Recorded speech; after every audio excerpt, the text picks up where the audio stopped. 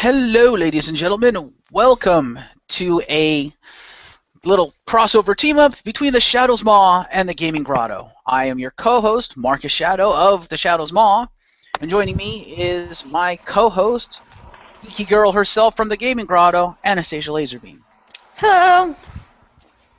And we have a special guest for this review. We have, from the Gaming Zone, Chriz The Mole.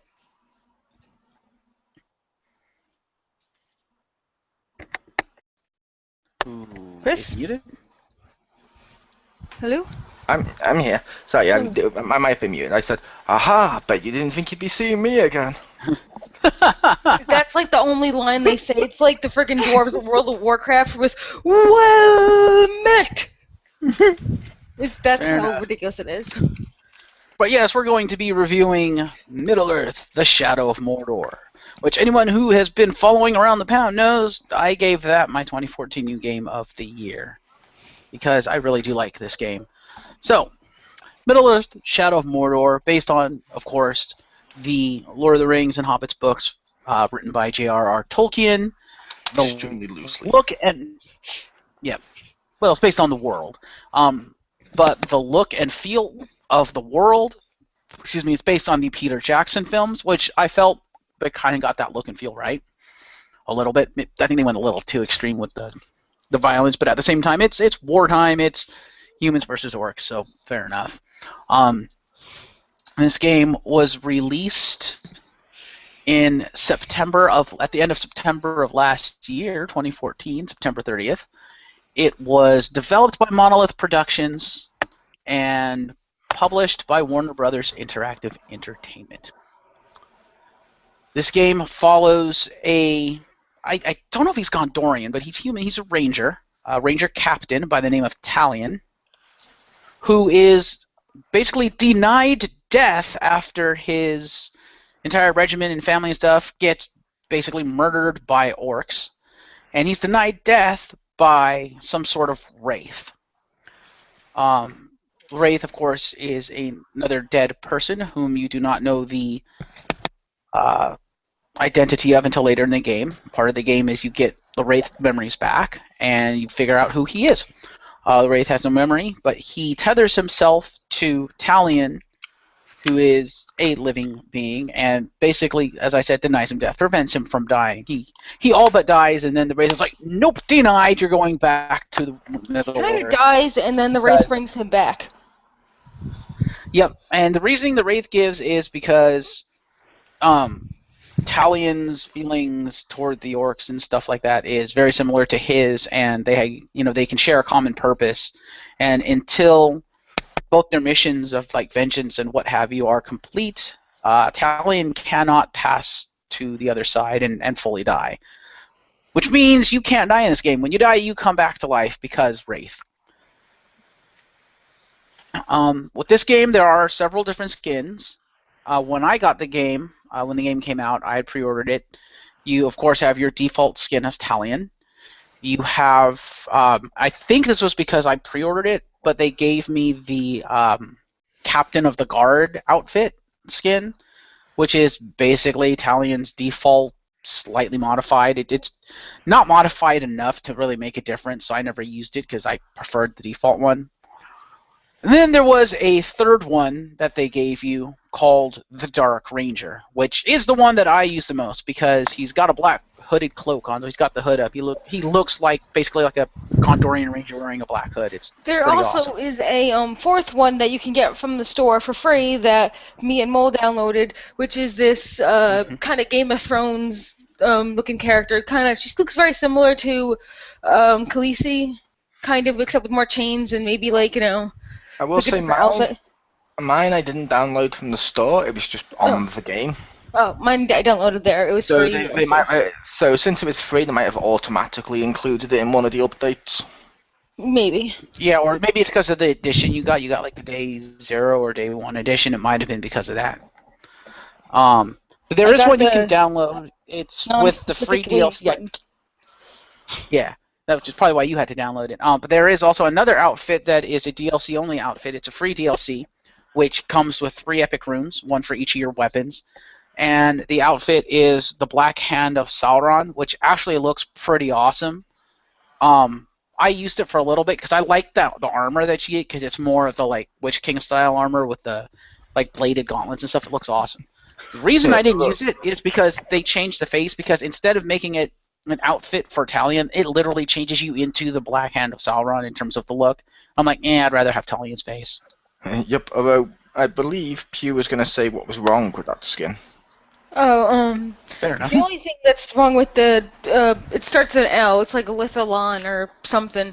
Mm-hmm. It's that during cutscenes, your female character, who, has boobs and stuff, like totally, definitely 100% female. Gameplay. Yeah, will transform into a man and continue on the cutscene as Talion, and then sometimes she'll transform back, but keep Talion's voice in his thoughts. So you'll have this beautiful chick, and you'll be like, "So, what are we going to do the next mission? Blah blah blah." And it's like, holy shit, that does not belong to a female. Which you will hear this a lot during this, but extremely lazy. Yes. Yeah, that sounds lazy. The reason I say you'll hear this a lot is I'm holding in my hand right now the cover of the Lord of the Rings game, I shouldn't even call it Lord of the Rings, but the Shadow of Mordor game. The back of the box, that big epic story they put on there, where story-driven games will at least put something on there so you know what it is, and you'll be like, cool, because they have such a story there. This says, unleash the power of the Wraith, bend Mordor to your will, an epic tale of revenge and redemption, and yeah, that's it. And a load of pictures. Yeah, even the box is lazy. What the fuck? That sounds about standard, but fair enough. At least for. Oh, you're right. I was just looking at that. They didn't really say much, did they? Yeah, but I thought that's not standard. Normally they put some sort of brief description or a load of features and stuff listed in there so that you know what you're picking up if you pick up the box and look at the back of the box. True. Like, I thought because it's the only thing the game's done new, I thought they would have hyped the shit out their Nemesis system on the back. Yeah, you would think so. But yeah, for those keeping score at home, I've just saw the female skin today over SharePlay because I think that came out after I stopped playing and started playing other stuff. I do want to go back to play it, but right now Richter has my copy of Shadow. Apparently, it came out on day one. If it's on Mole's day one edition. Like I said though, I also did all the updates, so it might have been included in the updates. I don't know. Or it came out when it came out on that edition, which is an edition I didn't get, and they just recently released it as DLC. Maybe. But I got it, like, I don't know, at least 3 weeks ago.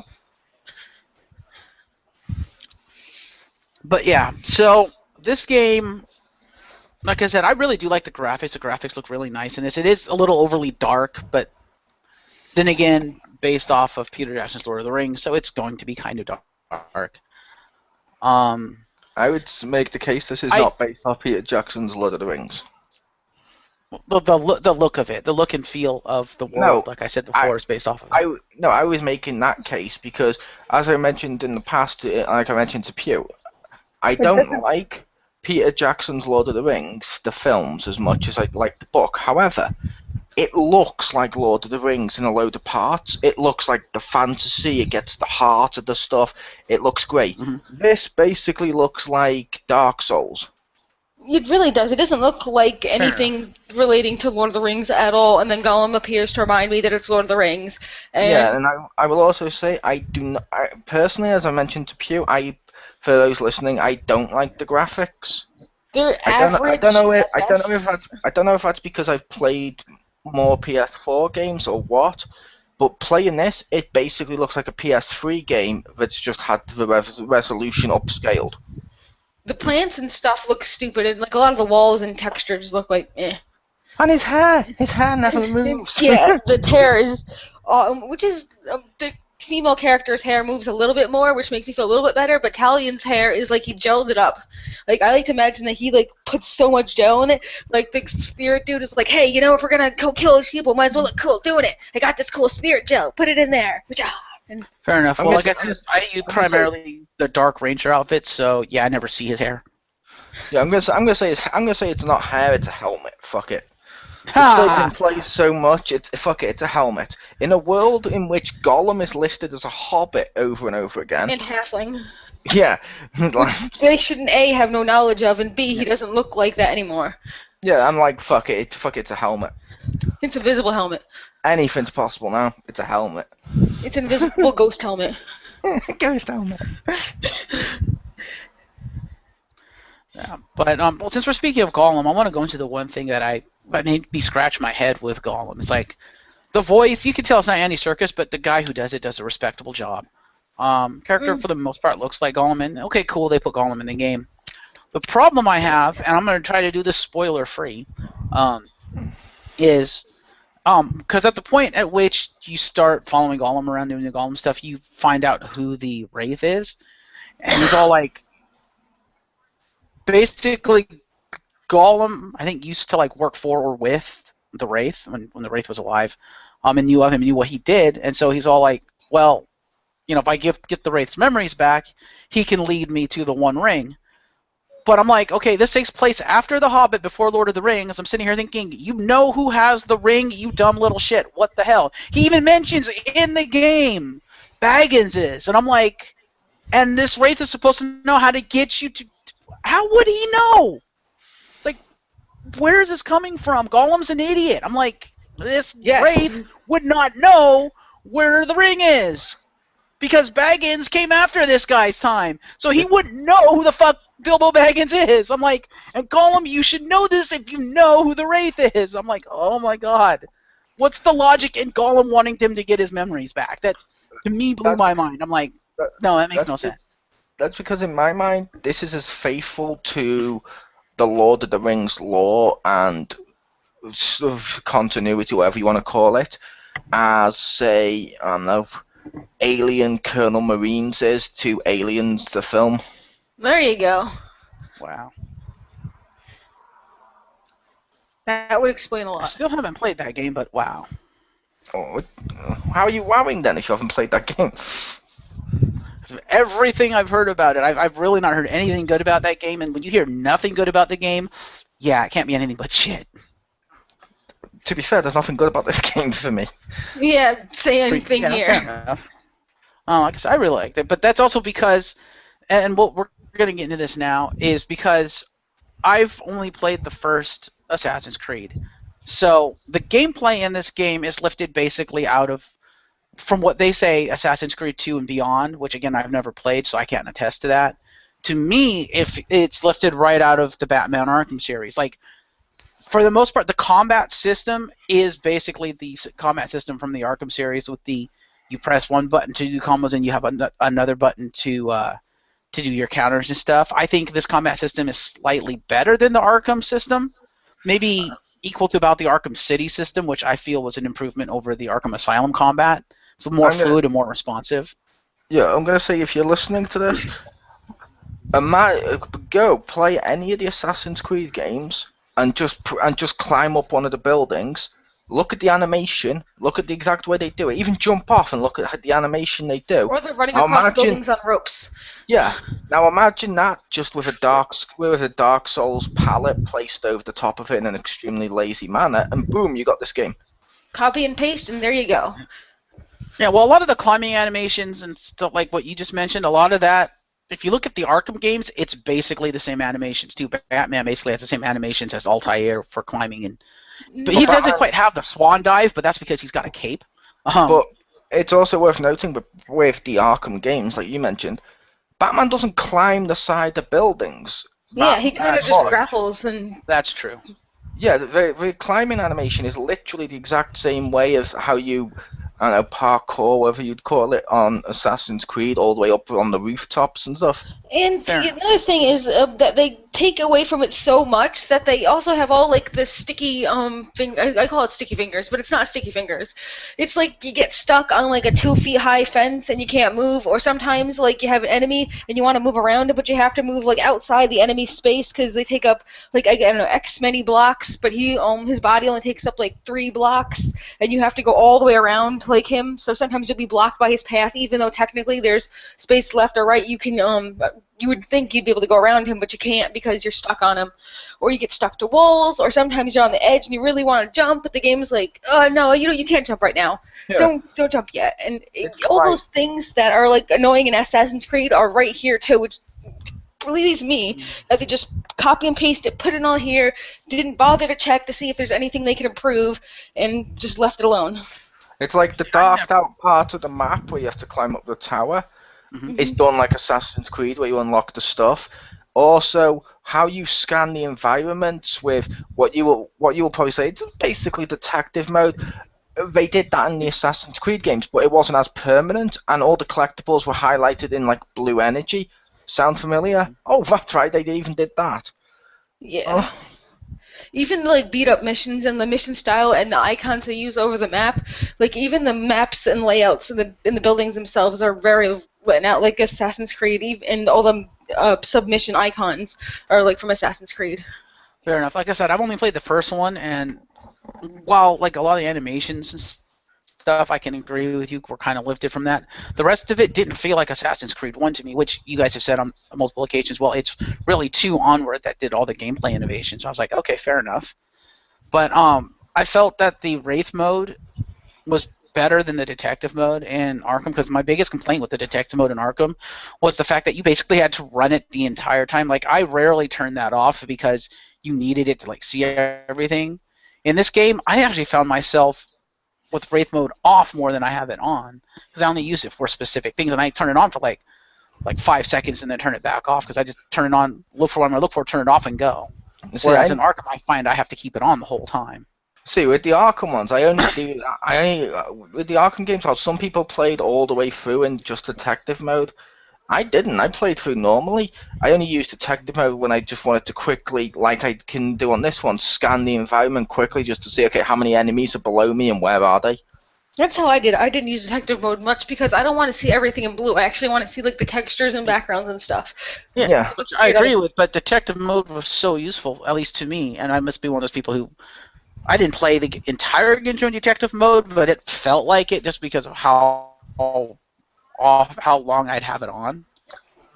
Because you need it to like traverse stuff and to look around stuff. But with Shadow of Mordor, like if you look into the skill trees and stuff, like 90% of that skill tree is lifted right out of the Arkham games, right down to all your upgrades, like your combo upgrades, and the fact that you have, after X amount of hits in the combo, you can then do finishers and stuff. That's literally the Arkham That combat. brings me to another thing.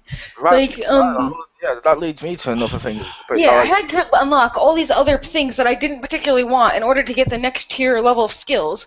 Like I'm not really a fan of riding the Karagor or whatever, and I didn't want to use that, but I really like expanding my like swords and stuff because that's like a more passive ability, and I like just using my swords. I had to get all the Karagor abilities before I could get my sword abilities because I have to unlock the next tier of stuff. So that's like wasted points. Like I got this cool ability point and I can't use it. No, you can upgrade as you see fit. I never once felt it wouldn't let me upgrade to my next level until I completed the top tier. So, but that's story missions. That's not. There's specific abilities you get as you go through the story, and so yeah, you have to get the story abilities before you get to the next tier. I did a bunch of story stuff, and I still couldn't do it. Until I got all the completed tier, it would let me go to the next one. I was gonna say, yeah, the skill tree with the layout to me isn't anything like the Arkham ones because that's really easy to use. It's simpler. It's pretty well laid out. This one seems again Assassin's Creed. A bit convoluted. Fair enough. Like I said, I've never played Assassin's Creed with a skill tree, so yeah. I know, I'm talking to the audience. But as I was saying to the audience, also as well as that, with how you upgrade your weapons and stuff, it feels very much like upgrading the blades and stuff on Assassin's Creed. Like, even the dagger that you used for stealth kills, some of those animations of the stealth kills are pretty much the exact same as pulling them down and pulling out the blade from your wrist. The only difference is he's holding in his hand. Yeah, pretty much. And definitely the jump stealth kills straight out of there. Yeah, I can agree with that. Yeah, this game's basically it's basically Assassin's Creed, Dark Souls thing over the top of it. But unlike Assassin's Creed, this game also breaks a load of stuff and makes Assassin's Creed good. Like, for example, one thing that works with Assassin's Creed is there's difficulty meters and settings where you can change it to, like, let's say you find the game too hard, you can go easy. If you find it too easy, you can put it hard, or you can just go normal, stuff like that. That's been a basic function of most video games since as long as I've been playing games. This game, no difficulty system. They're like, fuck it, it'll be the same difficulty no matter who plays. Therefore, depending on what type of game you are, you're either going to find it really frustrating or really simple. I have a friend who I found this game incredibly difficult, and because a lot of times you die, you level up the enemies, or if you die by not even enemies, but you die like you fall off a cliff or a Karagor eats you. Like my friend actually leveled up all the frontliner people to like power 10, and he was like, you know what? I'm just gonna restart the game. I literally can't do this. It's unplayable because even the lower guys have like so many assets and like 30 dudes around them before I can even get to one of them. And the people themselves, captains aren't so hard, but it just you have to fight waves and waves and waves and waves of dudes to get to them. So you can literally lock yourself out of the game and you have to start over. And that's really crappy. You have to start the whole game over because you suck too much and you have to start over. That's poor game design. And if you could have lowered the difficulty or something like for somebody who's more casual and hasn't played either of these games or something, because I think that was the case here, you're gonna screw yourself over. Yeah, I can kind of agree with that. With this should have had a difficulty thing. I don't know that I would agree with the you could screw yourself over thing, because whenever I would find myself like, okay, this is difficult, I would just go on to a different mission and go do something else and level myself up and then come back to it when I'm higher level. Yeah, but like sometimes you feel like every time you level yourself up, even if you die by like things that don't concern any enemies at all, like the Kelgor, or like you fall off a cliff or whatever. Or sometimes even if you start a mission, there's a 2-second delay in which if you have any enemies around you, you can actually get killed while accepting a mission. Because he was accepting this mission, and a Kilgore who was off screen apparently found him and killed him as he was starting the mission. And then he died. And then like all these people just leveled up as a chain reaction from that. And that sucks. Yeah, another thing I don't like on this game, like I mentioned earlier, is to Pew and stuff, was the lack of logic. Like, you shoot an arrow into a campfire, it explodes. Exploding barrels in the middle of Lord of the Rings style world. What the fuck? This isn't Call of Duty. Or, how about this one? I'm stood on a fucking I'm stood on a cliff with loads of enemies below, with one of those Karagans in a cage. I pull out my bow and I shoot it like you're supposed to open up the cage. What does the creature do when it steps out? It stops and it goes, and then just runs past them all up the cliff to attack me. Yeah. Where the fuck is the logic in that? That's piss poor game design. I freed you. Why are you attacking me? You should be happy. I played movie tie-in games with more logic than this.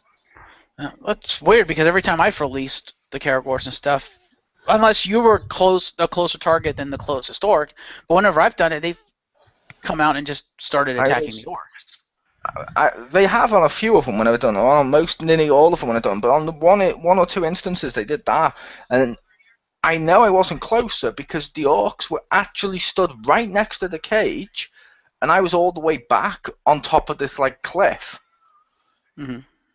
Sometimes they'll run directly towards you. And they're just like, no, fuck them. I want you. This is your fault. I liked my cage. Yeah.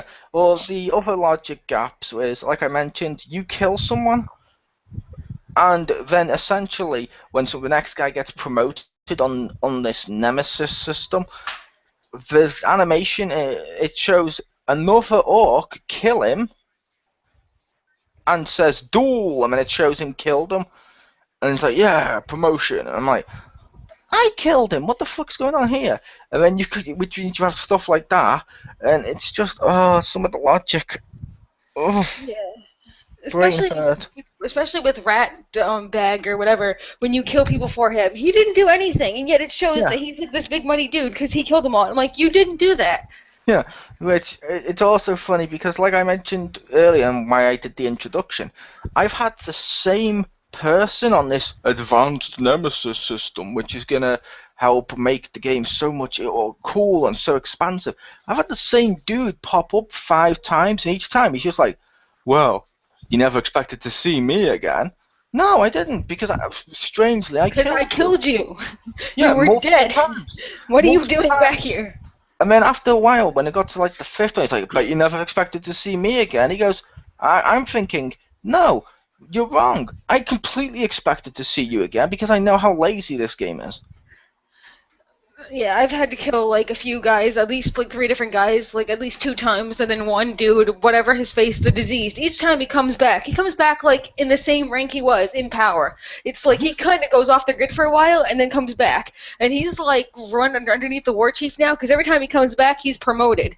So apparently he yeah he comes back to his old position. It's like he never died, and he goes up a level because apparently he did something good. Maternity leave? It's I don't know. He's something that diseased. I forget. And I swear I killed him like 4 times, and every time he comes back, it's promoting him. So he just doesn't. He never dies. He gets promoted every time I kill him because he goes away and then comes back. It's Which is weird reversed. because I've never experienced that at all. Ugh. With the whole, enemies come back. Like I might have seen like 1 or 2 guys come back like once, but nowhere near on the scale that you guys have. So I'm kind of wondering if, because I stopped playing a while ago, because Richter's had the game for like a week or two, maybe longer than that. But I stopped playing a while ago because I had other games to play, so I haven't gotten any of the updates and I haven't actually played it. So I'm wondering if with one of the more recent updates they broke that, because I can understand. Okay, they probably have a limited amount of names and you know, named characters they can use. Fair enough. So they're going to reuse them. I've found that out early. I'm like, okay, yeah, they're going to reuse names, but it's, I was like, okay, that's not really that bad because okay, one person, fair enough. And I've gotten pretty far. I've gotten to the point where you have to take out all the war chiefs in the second area, That's where I which I got think is to. Yeah, pretty which close to the end. So I'm sitting here like, okay, it seems fine to me, but to you guys, it seems like you guys have gotten repeat orc captains way more than I did, and I'm wondering if A, is that a function of something they broke, or B, is it you guys just got unlucky with the random orc generator and it just I'm randomly gonna, brought I them don't think back? it's the random one. He's the same um, dude because it's blah blah yeah. blah the diseased, and he was in the Well, same no, it's the position. same guy, but I think they randomly choose which named orc is going to show up when a new one shows up, and I'm wondering if you just got unlucky that the randomizer just kept choosing that orc. And I'm going to say to the people listening, it will. I can almost guarantee it won't be something they broke in the updates, because something Marcus forgets is Pew was playing that around the same time he was playing it, and she stopped playing it until today. Yeah, I forced myself to play it for like all day because I'm like, I haven't played this in a while. I don't feel like I dug in deep enough, and if I'm gonna give you my honest opinion for it, I want to like play it again. So I forced myself to Right. play it today, And and dug back into it.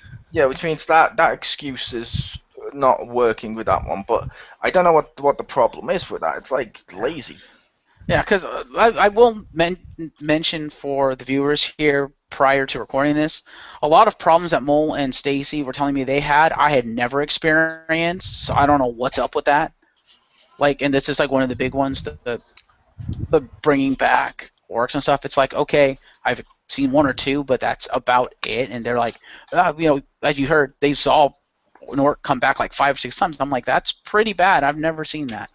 They don't really die. They go off the grid for a while, and then they come back like they took a leave of absence. Yeah, the only way this would make any bit of sense is if the orc I killed was suddenly called Kenny, was called Kenny the Poor. That's what he is. They're Kenny. It's Kenny. Bang! Oh my God, you killed Kenny, you bastard! Oh my god. I do have to say, I do like the Nemesis system when it works, and for me, it worked most of the time. Where if you like injure someone or try to kill an orc and you let him live or he runs away, like he'll be pissed off and he'll be after you and try to get revenge. And as that builds up, if they kill you, they'll get like massive promotions and power and stuff. Whereas if you kill them and they're your nemesis, then you'll get power. And there's a power system where each character, yourself included, each named character, all the orcs and stuff, and yourself included, has a power rate. And of course, the higher number that power rating is, the more powerful they are. And in terms of the orcs, the more different abilities and weaknesses and stuff they'll have. Can you explain that power system to me, Jeff? Because I get like plus 40 power when I complete a mission, and 40 is like a lot. And then some other dude I kill, or they kill me, and they get plus 1 power. And I know a significant increase in either Karagor or army people or armor or like extra defense when they get plus 1 power. But when I get plus 40 power, I don't even get anything really different. Because the difference is, and I was about to mention this, is that for the player character, your power rating is your experience level. So if you go into your skill tree and look in the upper right-hand corner, it tells what your power level is, your power rating. As you get power, the plus 40 or whatever, that bar will go up. When that bar hits the end, you level up to the next level and you can get another skill. With the orcs, it's completely different. So 1 power to them is probably like 100 power to you. It's whatever your next level is. Well, that's stupid. Yeah, I will also say that's also weird what Marcus said, because in my experience, I've never seen the Nemesis system work, so he must have just got really lucky with it, because it worked the first time, but that was because there was no other promotions. After that, it's been the same dudes over and over again, or the stupid duels, that's not how it happened, and all this stuff. It's like, no, it's a great concept. I love the concept of the Nemesis system. I just wish it was working. Also, or less lazy. Because if they kill me, when I come back to life, they get promoted, and then they become my nemesis, and basically I can get like bonus revenge, like power points and stuff for killing them. Yeah, pretty much. I don't know what I can say to you, because it works almost perfectly for me. And also, like sometimes when I'm doing absolutely nothing and I just enter a new mission, they'll get like points and get promoted just simply for existing. They'll have, I survived, I didn't die in the last 10 minutes, and I'm promoted now. I'm like, what the hell? Like, if I could be doing nothing, and isn't existing your power? Like, I should get a power. I didn't die in the last hour. Why do I get promoted? Because, like, I could do, like, absolutely nothing. And just, like, I left on pause. Or not pause, but, like, whatever, because I was in a safe zone. And the dude got promoted, like, 2 times because in the last 10 minutes I didn't kill him. Because he survived. They get a survive bonus. That's never happened to me either. I've never even heard of that. Because I know when you move time forward, because you'll notice little random things will pop up around the map, like there'll be like a duel, or there'll be like a like execution or something like that you could do when you move time forward, when time moves, those events end, and when those events end, if you haven't gone to the events and ended them and taken care of them, then the game itself will determine like who wins and who loses at those events, and that determines who gets promoted. So it's possible you did something in the game to move time forward, and you're just seeing the results of basically that day's stuff. I guess, but like, this is really dumb. I mean, I have a suggestion for you, Pew. Yo. Based on how it works in this game, you need to go up to your boss at work next time you're at work, and you need to say to him, look, yeah, he goes, yeah, I've noticed I've not died in the next 6 hours. Can I have a promotion? Oh my god, that's amazing. And I noticed, like, a lot of the times there's, like, hunting missions for him. And, like, I didn't know what I was supposed to do because they're hunting or whatever, but if you allow them to continue hunting, like them hunting, like, I thought I had to, like, maybe, like, kill him or kill them. What you have to do is, like, just kill the stuff that he's hunting instead. And just stop him from hunting, or you get the kills. Because once he completes his hunting, he gets promoted for doing a successful hunting trip that has nothing to do with you. Actually, what you're supposed to do is you're supposed to kill him before he kills the monster. Well, you know what? He was doing a hunting trip, and he had, like, 2 guys next to him, and he was, like, killing all these things. And it didn't say kill him. It just says he's on a hunting trip. It never said specifically kill him. It never told me to kill him. It just said watch this hunting trip. And I wasn't, like, sure what to do. I will say as well, something with this game with gameplay. We've used this term before for like the old previous wrestling games, but it's fake difficulty. Like I'll have a mission. On one of the missions I had, it was go in this room and kill 5 people with melee attacks. Cool. You go in there, and then suddenly 50 dudes surround you. Oh, you want to So talk you about can't finish him off. I mean, every time I managed to kill a couple. Every time I did, like another 10 or so would keep emerging, and then like 5 or 10 captains on top of that. It's like, okay, so basically what you're saying at this point is the game's not difficult. The game just keeps throwing shit at you till you die, so you feel it's difficult. And also, Yeah, you want I to talk don't about fake like that. difficulty? I don't like the fact that captains will show up randomly. The only part of that I accept is, again, with the Nemesis system, how it works, or because of how it works. How it doesn't If you work. have some, it works for me, so I don't know what to tell you guys. It works almost perfectly fine. There's issues with it, but I think it's a good start for a Nemesis system, and I think if they improve on it, it could be a really good thing. But with the way it works, if you have one or more Nemesis out there, because the orcs Nemesis. just move around. Nemesis. It's nemesis. It's nemesis. Whatever. The plural is nemesis. But I was because taking the the piss. orcs, You know it. yeah, but because the orcs move around just generically on the map, they do move around. So in that respect, I kind of like what they've done, where the world is basically alive and it's constantly moving because the orcs are moving. If you're fighting something and one of your nemesis is nearby or knows that you're there, they will show up and come after you because rival. Which I'm like, as annoying as that can be and has gotten, it's like, well, okay, he's my rival, so he's going to want to kill me. He's going to go out of his way to try to fucking find me. Okay, I can accept that. But Yeah, like, again, on the thing of fake difficulty, I just have to say, like, I understand the world is alive and organic, which is good. Yeah. But like sometimes it doesn't work for gameplay wise, because I have like this one mission where I have this 10-foot radius of where I can shoot, and I have to kill them all with arrows. If I kill them with swords, it doesn't count. And half of Right. them are behind walls, and I run out of arrows, so I have to shoot a bunch of people who are not part of the thing to lure them out because of like they see murder or whatever. But I have a limited number of arrows, so what I ended up doing was I had like actually because I killed so many people, I triggered like 4 captains, so I had to dodge like 4 captains while shooting all these people point blank with arrows in my little like 10-foot by 10-foot range. Yeah, And I nearly ran out, which is stupid. which I'll Well, number one, for that mission, because it's a side mission and it's an optional mission, come back after you've leveled up and increased your arrow count. But If like you're finding you're running out of arrows. that I shouldn't know. be a thing. Like, why am I supposed to shoot arrows for everyone who's behind walls? Give me targets I can freaking see. I was going to say, to me, I will say I don't think the world's alive.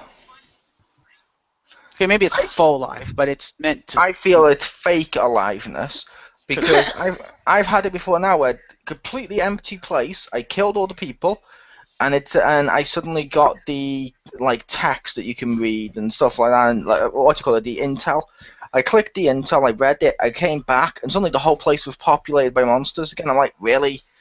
It's really Really? fast respawn. Yeah, I it does. I'm like, that's ridiculous. If you want to see, if people listening want to see a world that's alive, play Skyrim, because no Yes. non-playable characters in that have lives. They act like have actual their own people. storylines and It's rise not and ju- falls. It's not just we're gonna pretend to be Assassin's Creed, but then we're also gonna try and be Dark Souls too, just because we can. Right. Well, I meant alive in Pretty the much. fact that they constantly move around. They don't like. It's like they're not like, well, this is the area where this guy's gonna be. No, he could be anywhere in the world. You have to fucking find him. They're constantly moving. But yeah, with the like random grunts and stuff, they're gonna repopulate, which I don't have a problem with. I mean, Yeah, but that fast. well, yeah, fair On enough. screen, they will repopulate. Yeah, I know- I can kind of agree with that in many respects that they repopulate way too fast in some cases. Yeah. In other cases, not fast enough. Yeah, like I said, I want them to repopulate because you need to kill them to get extra experience Yeah. and stuff. That's fair enough. I have no problem with them repopulating. My problem is they died. I literally went into the intel and clicked accept, see the weaknesses and stuff. Cool, backed out, and then they had respawned. It's like, wait, how the hell have they suddenly come back to life faster than I could fucking unlock faster than I could click read the intel? Which is supposed to pause the game anyway. Yeah, that's Yeah. ridiculous.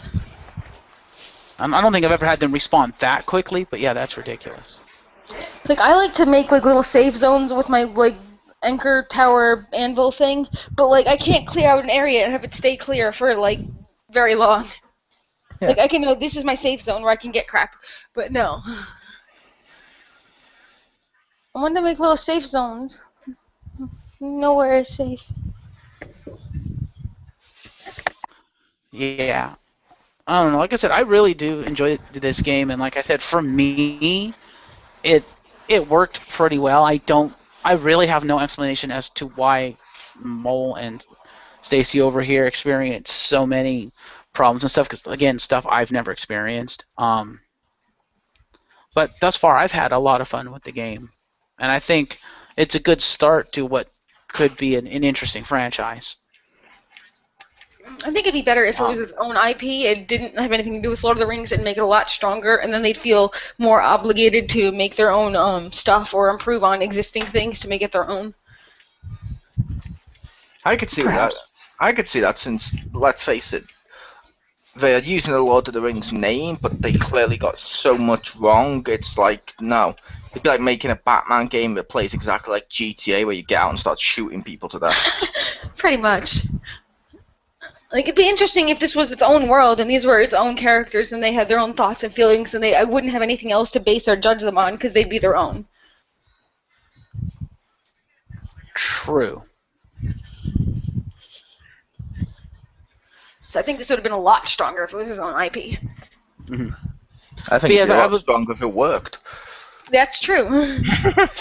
Well, opinion. Because again, my experience, it did work. But back to what I was saying about the other way to look at that, when you're saying opinion and then doing it that way, the other way to look at that is 2 out of 3 people have experienced glitches and problems. Oh yeah, did I say like I got stuck in the wall and I had to freaking do my whole mission all over again because I had to only way to get out was to warp to another tower? Yeah. That was terrible. What a waste.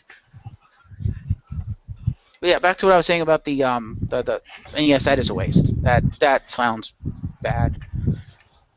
I also hate the picking up the arrows animation. They stay in the wall, and he just air grabs nothing. He just paws like a bear. I can't imagine he's like, he just waves his arm around it and he gets it. Like, kind of like the Powerpuff Girls don't have fingers, so they just, And since he has the ability to go spirit and stuff, logically, shouldn't the spirit come and just go yonk and take the arrow? Yoink. Maybe not saying yonk, but still. I think it's more he absorbs the arrow, because it's spirit energy. He absorbs it and replenishes the arrow stock. I could be wrong, but I think that's what they were going for. I know, but it says pick up, which means you press the button and your hand just paws at it like a bear. It's like the Powerpuff Girl flippers, where like the one where Buttercup turns into Professor Utonium. It's like your hands don't work. Yeah, that's what I was saying about the skill tree. Yeah, the layout isn't like the Arkham games. Like you said, it's more Assassin's Creed, and I guess again haven't seen it. But in terms of the skills and the skills themselves that you can unlock and the progression, it's basically ripped right out of Arkham. Most of it is like the combat skills are like with the combos where you have the skills that reduce the amount of combos you need to get to finisher, and the finishers that you unlock, they're basically the finishers out of that game, stuff like that. They've had stuff like that in Assassin's Creed too. Yeah, and like the running, the jumping, climbing, and stealth attacking and stealth jumping is from Assassin's Creed, like totally copy and paste. Yeah, it's more It's way more Assassin's Creed than it is Batman. Yeah. Fair enough. Like I said, I've never played it, so I can only say to me it felt like Batman, which wasn't a bad thing to me because I was like, okay, it feels. I'm used to it, It feels like something I've played before, but it feels better. It felt better to me. It felt like it worked a lot better. It was combos. It was like, a lot kind more of awkward though. Like X triangle, the combos when you have to press the triangle, like X triangle. That's kind of awkward with your thumb and stuff. And I felt like it's the same combo buttons out of Arkham. It's the exact same buttons. I don't know, because I got like weird ones like X triangle, and I felt like myself hitting all the buttons or like something. I will also say to people as well, if you like us when you play a lot of games. Yeah, the main menu may piss you off. Mm-hmm. Under options, control mapping, and then you click it, and what they meant was controller layout. When it says mapping, that You implies don't you map can it. that implies you can map it yourself. You don't. Yeah. And And also, I get the sense they added that, like a few other things in this game, just to try and make it sound better than it was. Because it's like me and Pew have compared it to Assassin's Creed. What is Two. Assassin's Creed? Just all of them in general, because they've been various through Okay, yeah. stuff. But we compared it to the Assassin's Creed series. What kind of thing is Assassin's Creed? It's a stealth-based action adventure type thing. Batman is more like an action detective-ish thing, which is what Marcus compared this to. At no point has anyone compared this to a fantasy game like it's supposed to be. What the fuck? Yeah. Where's the fantasy in Lord of the Rings? That's like doing Star Trek without the space. True. I can kind of agree with that. Like maybe if they were trapped on a planet forever instead of like going out space. Yeah. Right. But yeah, it felt familiar to me, so I was okay with that. And because of that, it made it not as difficult as it could have been for me to get into the game, because it's like, okay, I kind of know what I'm doing. I just have to learn about the nuances of this game, the new stuff with this game, like the whole, wraith bow and stuff like that, Another and thing about the the other buttons. abilities that you get. Another thing about the buttons control, you can't use the finishers or to the enemies you're fighting, because I wanted to use that awesome like execute function, but on those little ghoul things, you can't do it. You only can do the blast thingies. It won't let me go straight out like and execute one of the little guys with the big moves. Yeah, for a It ghoul, limits because it's a his. ghoul. I I know, but also like if I want to be able to choose which finisher I want to do. Like I can only do area effects with the little dudes and these other ones with the big dudes, and it's like why can't I choose which one I want to do?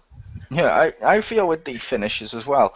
They didn't do a good job explaining the, at least it seems that way, and Pew seems to think it was too. Of it doesn't seem to do a good job of explaining that they're timed. Yeah, you can run Because they out. said they're based on combos when I read the description and stuff. I'm like, cool. I did like a 6-hit combo, boom, execute. And then in a herd of enemies, I've got like fucking 30 to 60 fucking combos built, like a 30 to a 60 hit combo built up. Can't execute a single person. It doesn't even give me the prompt. I'm like, wait, so it can run out? Why didn't you tell me that in You have like advance? a small window when I think when your sword glows, and when it stops glowing, you can't do it anymore. Yeah. So you might have missed your chance. Yeah, they should have told you that. Again, for me, it wasn't that big a deal because because that's how it works in Batman too. So I knew inherently how it worked. But yeah, for someone who, if you're Batman playing the doesn't game run and out. yeah, Yeah, it does. you don't. Yeah, there's a time limit. If you can only use your finisher when the combo thing is up. If you wait too long and the combo goes away, then you've lost your chance to use your finisher. I'm I not about never. the combo. I'm not about the combo going away. I'm about the fact I got 6 and I hit it, Hmm. and I got to the execute. Then I'm Yeah. building up again. I've still got my combo of 30 to 60 built up, and I'm in the middle of still doing more. It's not coming up with execute after I built it up again from the ground from 0 all the way up. It didn't come up again. Downstairs. Should does for me. It's to me when I played it, it was basically the Batman way of every 6 or every however many um, hits in the combo, you get another chance to execute. Yeah, I did 6. I executed, and I built it up again from 0. I was on like I said, I was on double figures, way into Hmm. double figures. It wasn't coming back up. I'm like, why didn't you explain that's how it worked to me? My guess is you got a glitch, because I think the way it's supposed to work is the Batman way of every X amount of kills, whatever, because you can lower that by your upgrades.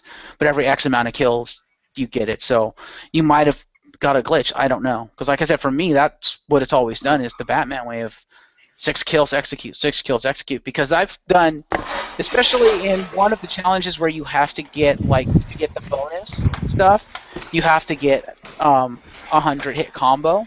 Through that, I chained in executes because I would use the because at that point I had unlocked the ability to do the combat drain turn them, because I had the ability to turn orcs at that point, which is actually a pretty interesting new feature they've added with this game, which I really like. But because I had the combat one, I would just chain that in. So I would like combo, chain, and then I would have the drain thing, and I would have an orc on my side, combo, absorb to now have orcs. So basically, I'd have this small army of orcs fighting for me, keeping alive, keeping the other orcs off me, so I could get my combo in. So that is how it works. I don't know why it didn't do it for you with that specific time you did a combo, but it should have worked. Okay, based on how lazy it is, I'll just assume a glitch then. And also, I feel like I lose my combo sometimes because I press triangle like non-stop, and for a game that requires like quick time events like non-stop to get these little things or whatever, I feel like a slight button delay, because I'll be spamming triangle like all the time, and like it still says that I missed it or whatever, and I'm like, what the hell? Or my last chance thing, I totally got it, and it's like, no, you didn't press it fast enough. I'm like, I'm pretty sure I did, and yeah, the last chance was a good concept, but like with anything that operates the way the last chance does, it does not give you enough time to properly line up. And then, like you said, sometimes you'll press the button and it won't register. But a lot of different games do that. Yeah. Like, for instance, a game that Mole and I played, the WWE games are notorious for that shit. I was going to say, is the last chance thing, is that where you go, where you have to like get, where it's got a circle and you have to like press the left stick then the button? Yeah. It's when you die and they give you a chance to kill the other guy. Yeah. Yeah, that's what I asked. But that's fair enough.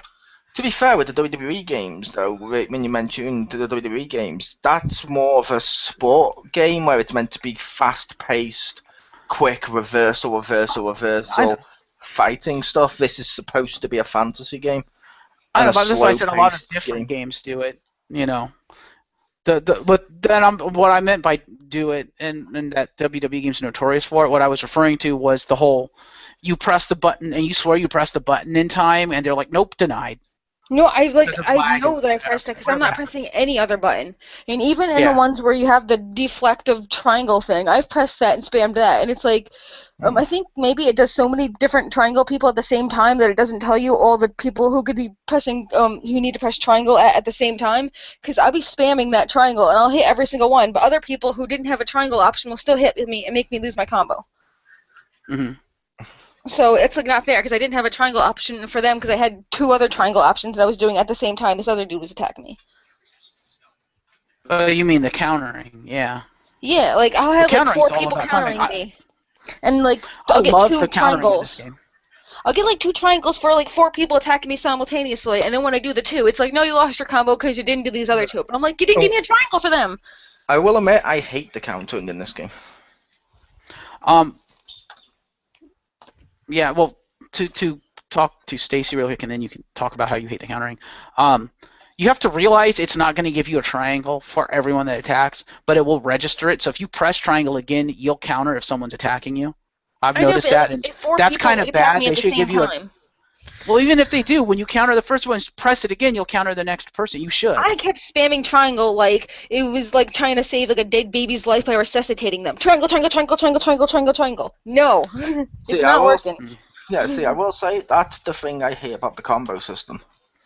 Is earlier when I was playing it, I had a load of dudes surrounding me, and I was like, oh, fuck off, I kind of don't want to keep doing this. Fuck it. I put the control pad on my lap. All I did is just look away. I kept pressing triangles. I lit a cigarette. I looked up. Still hadn't been touched. It's too piss easy. The Lego games are harder for countering than this, and I hate that. Because a counter, it should be hard to counter. It shouldn't be your fucking god. Fair enough. I mean, I half expected someone to start shooting arrows and me to just do the fucking Neo bullet time dodge. That's what they do in the last chance thing with people shoot arrows. Oh god. They included the Matrix bullet dodge. It is. They literally. In fact, what you can do if you have the skill, you can hit the arrow and you hit the arrow in the right way, where the arrow like literally turns around. Like imagine it like does a U-turn and hits the guy back. Like in the face of his own arrow, because that's how swords work. Yeah, so that's something I feel is pretty bad with this game. Is minus the Nemesis system, which 2 out of 3 people say doesn't work. Good idea, but that's Yeah. about it. What has this game done that's new? Or unique that hasn't been just ripped from a better series? I'm sure it bought something with my money that's new. Like, what's with his face with his new mansion? Like Michael Caine. Yeah, but see, Marcus hasn't said anything, which means he can't think of anything. You can't think of anything. It does nothing new. It just rips off Assassin's Creed and adds a broken Nemesis system. Pretty much. Well, we can let the viewers decide that, because to me it's not broken. To you guys, okay, you experienced it being broken, fair enough. I don't know what else to say. It's not perfect. It certainly has ways to go. There's certainly things about it, in my opinion, that, yeah, they could have done it better, but the fact that they were going to introduce the Nemesis system this one, they just developed it for this one, I'm like, okay, it's an iteration one, so I can accept the fact that there's going to be issues with it. And like I said, to me, it worked pretty well. It's maybe, what do you call it? I would call it when it's first out. But I'd also make the case of, when you're saying, just leave it up to the audience, my point was, because we're meant to be reviewing this, in our experience, if you take out the Nemesis system, due to the fact two out of the 3 of us have said that's broken, what has the game done that's new? That was the only question I asked, and it had nothing to do with, well, yeah, the Nemesis system kind of worked for one. It's like, no, what did it do that was new that wasn't just ripped from like Assassin's Creed or something? Well, I wouldn't know, because I've never played the other Assassin's Creed games, so I don't actually technically even know what they ripped from it, aside from some of the animations, because, yeah, those animations were in the first one, I'll give you that. So I can't really answer that, because I have nothing to compare it to. Fair enough. You should play them. And then you'll feel like you're playing Shadows of Mordor all over again. Except more bright and colorful, and more happiness, and more horrors, and more enjoyable. And with a more rounded character. I mean, yeah. I mean, like, to me, like, a lot of what the Wraith stuff was new to me, because I'd never seen some of that stuff before. Like, I mean, it was stuff that other games had done, like fire arrows and stuff, but the way they incorporated it was pretty cool. The riding the mounts and being able to, like, shoot the mounts and get up on them, I'm like, okay, that's actually kind of cool. That's kind of clever. You could, here's something new. You could ride on the mounts and light them on fire. They take no damage, but light the enemies on fire. Nice. Yep. The whole drain aspect of the Wraith drain, and then the ability to basically turn the enemies to your side, that's new. Never seen that before. It's kind of cool. That was in Infamous. Yeah. Was it? Yeah, that was in the good ones with Cole. That was in the vampire one. Okay, well, I've never played the vampire one. And I know in the original Infamous he had the ability to drain their life force, but they took a lot of time. There was no combat drain. Oftentimes it would be after you, like, knock them down or kill them, then you could drain them. So it's like, and the turning the people, okay, that might have been the vampire one. I've never played it, so to me it was new. Fair enough. And I think the way they did it was probably different to that, but I can't attest. Yeah, it might be. But like I said, that's fair enough. Okay. But yeah, as I was touching upon with the character, I hate the main character.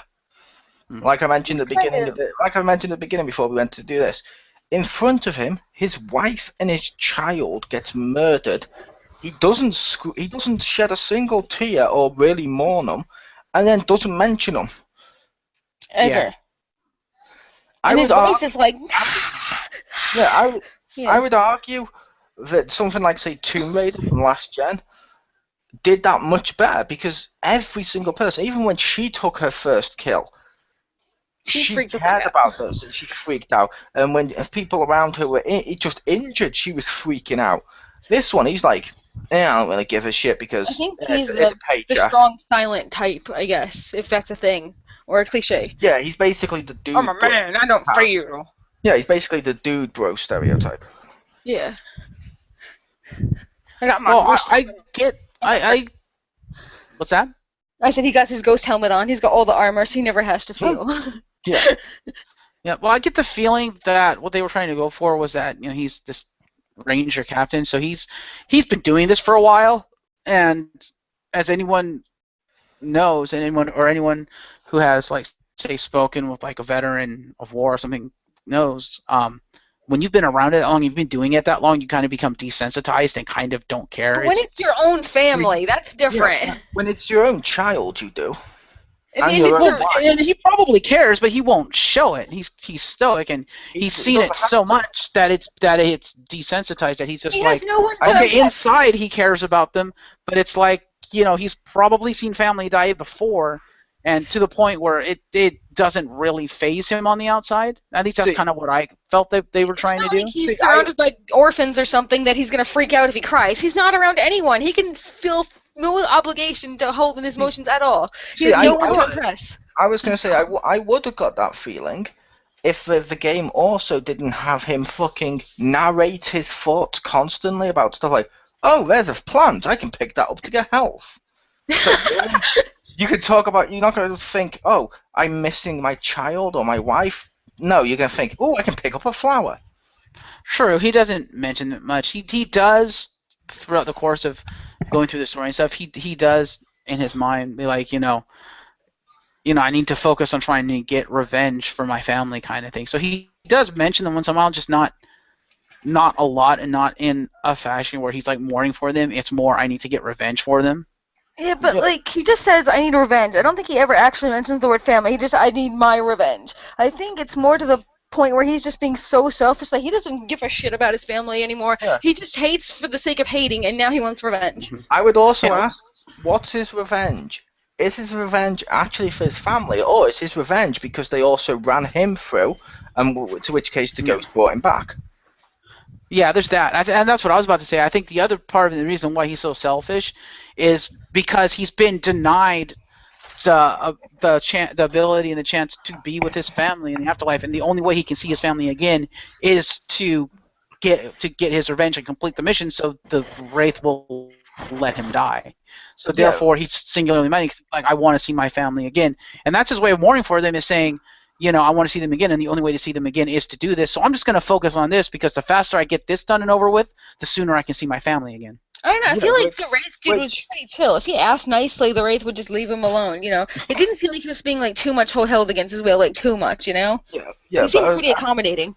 I was going to make the case of, to me, that's basically, and I don't mean too negative with this, that's basically almost the Kratos story from God of War, where his family died, he was denied being able to see him again. What does Kratos do every game? He mentions the crap out of missing them, even though he's this big guy that'll just fuck random women on the beds, and he was also a war person. He's that stoic badass guy.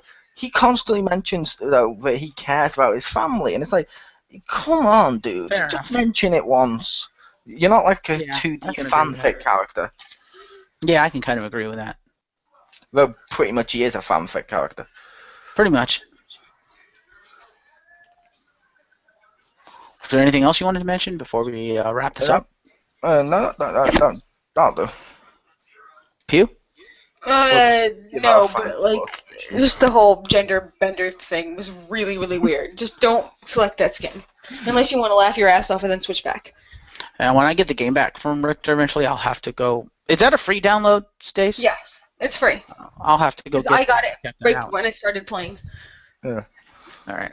Yeah, I'll have to check that out. And maybe I did notice it and I just never used it. I don't know, but I don't recall ever seeing it. But anyway, final thoughts, whatever rating system you choose to use, feel free to end it with that. And we'll go with Mole first. I'm going to say it's gore for the sake of gore. It uses the Lord of the Rings license, but then completely shits all over everything you love about the license. It's boring characters. It's gameplay ripped straight from Assassin's Creed. I'm going to I go with buy, rent, avoid. I'm going to go with a firm avoid the crap out of this game. If you want to play the same type of game, pick up the Assassin's Creed games from the PS3. Because you can actually pick them up really cheap. You could probably pick up 1, 2, 3, and 4. They have actually.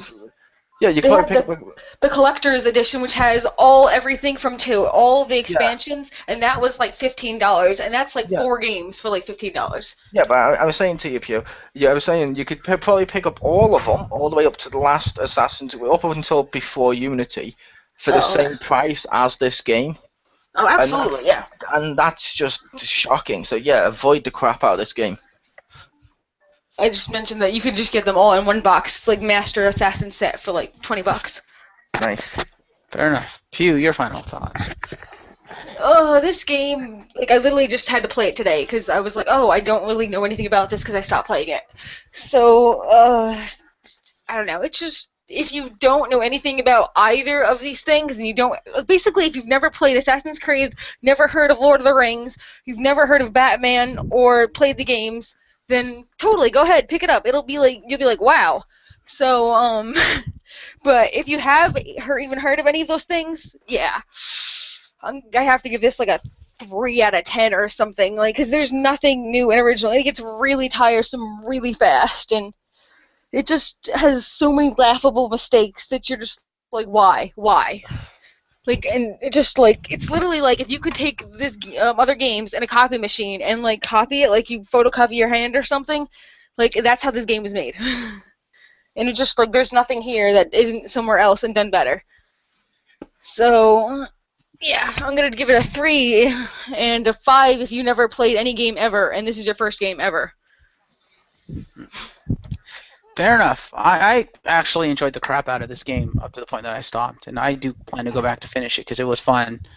Like I said, it does have the parallels to the other games. And again, for me, the parallel was Batman, but it does sound like it has a lot of parallels to Assassin's Creed, which, as Mole and I have discussed previously, the Batman series, Rocksteady, and Ubisoft with Assassin's Creed have borrowed things from each other across their franchises. So it's no surprise that they're both very similar and that this game feels like both of them because, yeah, But borrowed. those still had their own unique feelings. This was just like, hey, what if we did. made them fuck and have their baby? And this is it. Except Yeah, they're pretty dead. much. But yeah, like, I don't know, according to what Mole told me, like, in the later Assassin's Creed games, they borrowed some of the combat system from Arkham, where like Rocksteady borrowed a lot of like the stealth elements and stuff from Assassin's Creed, so which is fair enough. But I really did enjoy this game. It felt like this game took what was begun with those two games in terms of the gameplay and kind of, while it's basically the same and there's probably still some of the same problems with them, it feels better in my opinion. It feels like they ironed it out a little bit and that it's smoother and more responsive, which, you know, depending on who you are, could be a good thing or a bad thing. Like Mo said, he would have preferred if the countering system wasn't as fluid, wasn't as easy. Not fluid, easy. Fluid is not the right word. Yeah, easy. Mm-hmm. Like, you don't need to actually see the screen to do. Yeah. And I would also make the case of Batman Arkham City, if that's the one you were going to compare to. As much as I don't like Arkham City, compared to Arkham Asylum, I would even say Arkham City or Arkham Origins was better. Fair for enough. the gameplay. Fair enough. But yeah, I really enjoyed the game, and like I said in the review, I didn't experience probably even a fraction of the problems they had with those things. For me, all of that stuff pretty much worked. Yeah, the Nemesis system has its flaws, but you know, it's an iteration one, so I kind of expected it not to be 100% working, and I kind of expected it to have problems, and it did. I think the Nemesis system is a great thing. It's a great concept, and it was executed decently from where I sit. And I hope they improve it because it could be something really, really good for gaming. Because I don't think I've ever seen any game do anything like this before, where the characters will evolve based on how you, or based on whether you let them live or not. They actually become your rivals and stuff. You know, I mean, because they've had characters react to things you do or say before, but they've never had an out and out. Evolve. No. But Because like isn't like involved like the way they kill the enemies, or like the way you kill them. You can see it's 3 stages, and if the way you do it, it takes you different ways to get to the tier 1 or tier 3 monster. Oh, on yeah, but Evolve. there's no nemesis system there because it's all It's player just one versus dude, player. yeah. So Actually, the there is a nemesis single system player. is you piss off the guy playing the monster. Actually, there is a single player. Ah, fair enough. Then I don't know because I've never heard of the single players, so I don't know if they have a nemesis system in that game. And if they do, it was probably evolved out of this one because this came first. But But that one was being worked on first. fair enough. True. But yeah, I do like the nemesis system, and I hope they improve it because I could see some great things in the future with a system like this for different games. And there's probably games up there that I wouldn't mind seeing a nemesis system put in because it'd be kind of cool. So on the whole, I would say I don't know who I would recommend this game to. I know I would say give it a shot because it's fun. I do enjoy it, and I think thus far Richter enjoys it. I don't know how far he's gotten, but I spoke with him the other day and I asked him what he thought of the game, and he said thus far he's having fun with it. So, you know, all the more to him for that. But I would probably say I'd give this game a solid 7. There is still issues with this game, and there's a lot they borrowed. And I think Stole, copy, pasted. No borrowed. Otherwise, you could say that Ubisoft stole from Batman, and Batman stole from Ubisoft. Actually, Yeah, no, because when they took them, they changed the animations and they at least added new changed. things. They added new things upon it, and they borrowed from each other to a point of evolving it into something where you can recognize maybe it was inspired by that, but not the same thing. This is the same animations. There's a difference. This is like one code away from being lawsuit. Like they found out where the line is and they bordered it. Like if we do this, this is lawsuit. If we do this, not lawsuit. And that's kind of how I imagine it happened. Yeah. Hopefully they'll start making it. Hopefully they'll make it more their own if they do a sequel. And I do anticipate there being a sequel to this. I'd be surprised if there wasn't. There will be. It sold a lot. Yeah. Hopefully. Yeah. So So hopefully. What's that? So I will say that makes me sad. But you said, like you said at the beginning, this was your game of the year, and it's only a 7. It was the new game of the year because I hadn't played any other new games. Most of the games I played were sequels. I know, but you started off the review with this is my game, this is my new game of the year, and I'm like, and it's only a 7? Yeah. That's pretty bad. That's the same score most people gave Destiny. Really.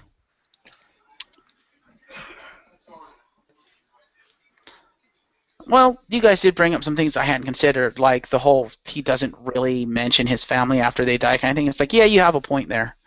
It's more the whole revenge kick. He doesn't really mention, doing it for the family, which he probably should. But like I said, I found the story behind why all this stuff is happening actually kind of interesting. And part of it might be because, as I've mentioned multiple times in the past, I'm not really a fan of the Lord of the Rings books. I've never read them, so I'm not a huge Tolkien fan. I became a fan after watching the movies. So That's a slap in the face. What? I'm not a fan of the books. I don't think the Tolkien books are good, but I like the films. I never said that. I said I'm not a fan of the books because I've never read them. So I can't say I'm a fan of the books because I've never read the books. But I became a fan of the Tolkien verse of Middle Earth and stuff because of the movies, because that was my first exposure to it. I mean, I'd obviously heard of Lord of the Rings and stuff before. I'd probably seen the cartoons, but it had been so long, I'd been so young, I probably had forgotten about them. So really, technically, my first introduction into Middle Earth was the Lord of the Rings movies. Which I have to admit, Hobbit's awesome. What's that? I said the books suck. The Hobbit is awesome. The books, Lord of the Rings, totally suck. The Hobbit book, amazing. Yeah, but I have to admit, I will say the Hobbit book, good. Lord of the Rings books are better. Lord of the Rings books are awesome. Fair enough. Okay. Yeah, I have to admit, the first time I saw Fellowship of the Ring, I didn't like it until I saw it in conjunction with the other two, and I was like, okay, I can see this for what it is now. Cool, it's good. But yeah. So, but because of that, I didn't really have any. Aside from the movie side of it, I didn't really have any preconceptions of story and character for this game. So after finding out who the Wraith is, because I had heard of him, I was like, oh, okay, this is kind of cool. That's clever. To be fair, the movies don't say Gollum is a hobbit over and over again. They only No, said it in the no, they first movie for a little bit, and they showed that the only person else he knew was his brother, who he killed. So nobody would know that he's a hobbit. Nobody would know unless you come back from the dead and met him. And this elf, Yeah. or Well, by the end of Lord of the Rings, Frodo knew. He figured it out. But he's gone off to the But place yeah, where that's no fair one enough. But So like, yeah, but yeah, like I said, I don't recall them ever saying he was a Hobbit. But if they did, fair enough. I mean, I'm sure there's stuff I've forgotten. and they called him a Again, I halfling. haven't played in a while. They made multiple references as to him being a hobbit. Fair enough. Like I said, there's probably stuff that I'd forgotten anyway because it's been a while since I played it. But fair enough. But yeah, I didn't really have any preconceptions going into this aside from what I knew through the movies and stuff. And so finding out who the Wraith was, I was like, oh, okay, this isn't anything I'm really familiar with, this side of the story. This is kind of cool. But then, knowing what I knew from the movies, that's why I came up with the Gollum thing, because I'm like, wait, that doesn't make sense. But aside from that, the rest of the story's actually been pretty good, and it's been kind of fascinating. And I'm like, oh, okay, this is kind of cool. But yeah, the lack of the main character actually caring about what he's doing, aside from revenge, yeah, you have a fair You point. should say revengeance. Revengeance. He's not right, and damn it. Mm-hmm. Yeah, Mole knew what I was getting Yeah. at. Is it so wrong for him to just put a scene in there of him sat by a campfire crying, singing, "The cat's in the cradle with the silver spoon, the little boy blue and the man in the moon." I'm kidding, I don't want it to go that far, but I just want, some sort of humanity in my human character. Maybe when he's picking the flower, this used to be my wife's favorite flower or whatever. Or my wife used to use this when I was injured, or Oh, there's the orc my wife used to fuck when I was out of town. But yeah, I had a lot of fun with this game. Maybe I might consider giving it a 7.5, but right around there. It's got its issues, but it's fun. If you can get past its flaws, it's actually a really fun game. And depending on who you are and how much of a fan you are of the books or whatnot, or if you're a fan only of the movies or not even a fan at all, and you just kind of want to play this game, you might think differently about the flaws and stuff. Some things may not bother you. Some things may bother you more. And I think it comes down to the person with this game, because the fundamentals of this game, especially since they stole a lot of things from from Assassin's Creed and whatnot, the fundamentals of the gameplay are solid because what they took it from was solid. So gameplay wise, it's not like it's an entirely terrible game. And depending on the experience you have with the other stuff, like with the Nemesis system and stuff, it could be good. It's like Doc Ock called Peter Parker. Brilliant but lazy. But yeah, I can kind of agree with the like I said, with the female skin thing, if that's actually how it works. Like I said, not played it yet, but if that's how it works, then yeah, they probably should have spent the money to get an actual voice actress and revoice everything and make her a different character, but they didn't, apparently. So yeah, I can call them out on that. That's kind of lazy. Yeah, part of me feels because they stole so much from Assassin's Creed and people are comparing it to Assassin's Creed, part of me thinks they just put a female skin in there because of the whole, this game won't have a female assassin controversy. It's like, fuck it, let's just say, look, see, we did an Assassin's Creed game with a female assassin. In fact, she's not just female, she's transgender. You don't know what gender she is. Ha. But at least that's why I feel they put it in there. I'm not entirely sure. That's possible.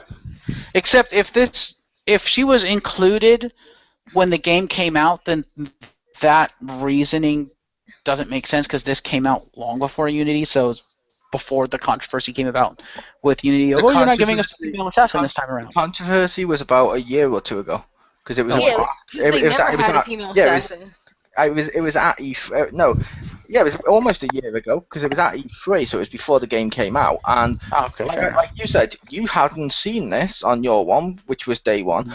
my one, when I put it in, I updated the game, so I don't know if it was on my disc or not, because I didn't play it on my disc until I updated it, because I was like, well, fuck it, because the updates are supposed to fix stuff, and based on every game in 2014 being released that's extremely broken, I was like, fuck it, at least they'll be patched. I got mine before I started the game, like 3-4 weeks ago. Fair enough. So yeah, I'm not sure when she came out then. Fair enough. But yeah, Or for based those on the listening, voice when he came out. Haha, I see what you did there. Yeah, for those listening, let us know what you thought of the game, what you know, if you Plot agree or twist, disagree. he became his wife. Ah, He became his own wife.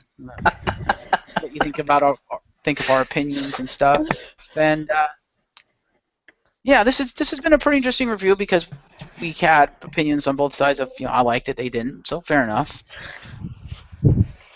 But yeah, I was your co-host, Marcus Shadow. My other co-host over there, I'm Anastasia Geeky Lazamine. Girl. Yep. And we would like to thank Chriz The Mole for joining us on this review. A pleasure. And until next time, we'll see you later. Look out for the light, or no, wait. What was it? I forget now. What, my catchphrase? Yeah, I was like, isn't it see the light, or come to the light? I will show you the light. I will show you the light. The reason he says I will show you the light is he was abandoned as a child, and he found refuge in the arms of a nice little thingy guard of the lighthouse. And he lived in the lighthouse, and the guy who used to come to him and tuck him in at night saying, look, if you're good tomorrow, I'll show you the light. And that's how it stuck. There you go. Okay then. Well, we thank you. Excuse me. We thank you all for listening and joining us again when we show you the light. Good night, everybody.